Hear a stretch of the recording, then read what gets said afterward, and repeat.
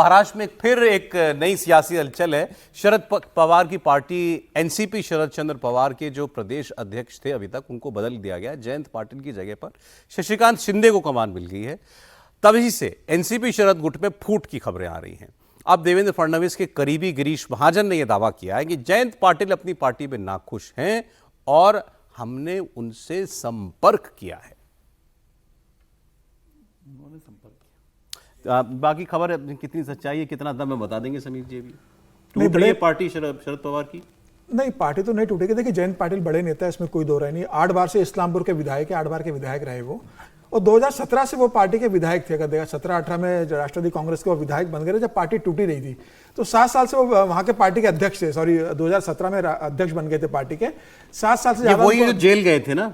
नहीं, ये नहीं, जयंत पाटिल जेल नहीं गए थे, वो देशमुख गए थे, वो गृह मंत्री गए थे। वो अनिल देशमुख जेल गए। अनिल देशमुख थे, और अनिल देशमुख ने इनका नाम प्रस्तावित किया था अभी अध्यक्ष के लिए। तो बहुत बढ़िया आदमी है जयंत पाटिल, सांगली से आते हैं, और मुझे लग रहा है कि वो कह रहे थे कि भाई इतना लंबा समय हो गया है, मुझे अब युवाओं को मौका देना चाहिए। और अब पार्टी में वैसे भी करने के लिए बहुत कुछ बचा नहीं है। कोई नाराजगी नहीं है इनकी? नहीं, ऐसी कोई नाराजगी, देखिए नाराजगी होगी तो मुझे लग रहा है बाद में वो जा भी सकता है, लेकिन पार्टी में शरद पवार ने उन्हें पूरा सम्मान दिया है। और जब शरद पवार ने मुख्यमंत्री के लिए इन्हीं का नाम चलाया था उद्धव ठाकरे के सामने कि भाई जयंत पाटिल को मुख्यमंत्री के रूप में पेश कर रहे हैं, कांग्रेस और उद्धव ठाकरे तैयार नहीं हुए जयंत पाटिल के नाम पर, और उसके बाद उद्धव ठाकरे के नाम पर सभापति और मुख्यमंत्री बने।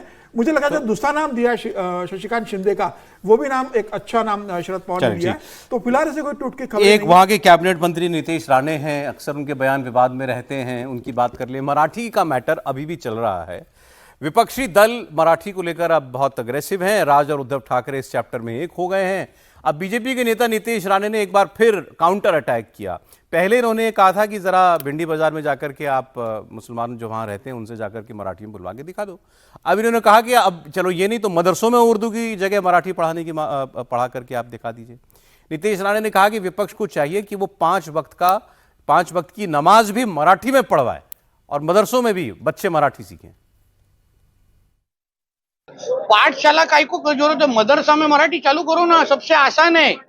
अलग पाठशाला करने की जरूरत ही नहीं है। महाराष्ट्र में बहुत मदरसा है, वहां उर्दू के बजाय आप मराठी शुरू करो ना उधर, आपका मेहनत कम हो जाएगा। काय को है आपके ऐसे मीडिया में आने के लिए नौटंकी करने की जरूरत है? आपके मुल्ले मौलवी को बोलो अच्छी तरह से मदरसा में सिखाओ उधर। हम लोग को भी समझ जाएगा ना कि मदरसा सच्ची में पढ़ाई के लिए, वरना पुकड़ में गन बिन तो मिलते हैं उधर सब। जैसे बोला आजान को मराठी में नहीं कहा, बोलने को बोलो उनको 5 वक्त का आजान।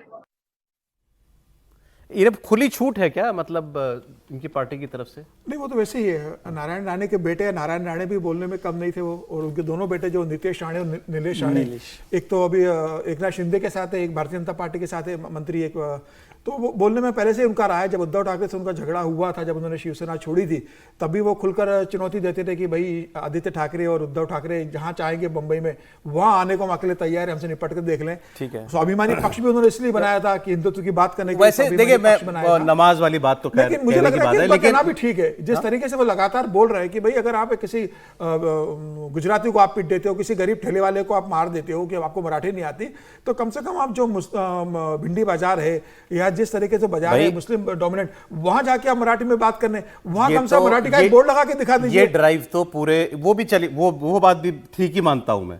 मराठी बोले तो सब बोले, सबको बोलनी आनी चाहिए। आप बोर्ड ही लगवा दीजिए उस एरिया में, वहां पर एक मराठी का बोर्ड। स्कूल में मराठी पढ़ाई जा सकती है तो मदरसे में मराठी क्यों नहीं पढ़ाई जा सकती?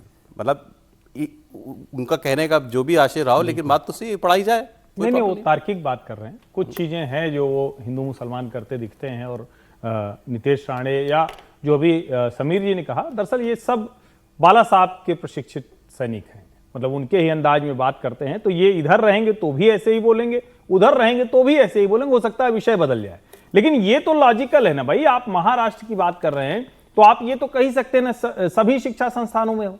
मदरसा क्या शिक्षा संस्थान नहीं है? ये सवाल खड़ा होगा, क्योंकि अगर आप ये कह रहे हैं कि 1ली से 5वीं तक था तो बड़ी मुसीबत हो रही थी, तो भाई मदरसा क्या उसके अलग तो पढ़ता नहीं? तो मुझे लगता है ये तो लॉजिकल है। भले ही ये काउंटर के लिए किया जा रहा है, लेकिन ये बात लोगों को तार्किक समझ में आएगी।